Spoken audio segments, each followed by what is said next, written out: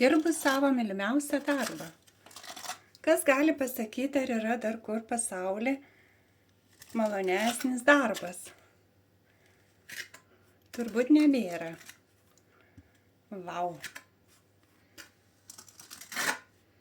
Man tai pats mylimiausias darbas. Sielai. Spalva tokia sunkiai persiteikia. Telefonas neperteikia iš tikrųjų spalvos. Tai čia yra šviesi, vos truputį balintos kavos spalvytė. Tokia labai švelni. Tai va, kai viską padarysiu, rezultatas turbūt bus geras. Labai sunku filmuoti ir glaistyti tuo pačiu, tai negaliu teisingai parodyti visą procesą savo mylimiausią. Kažkaip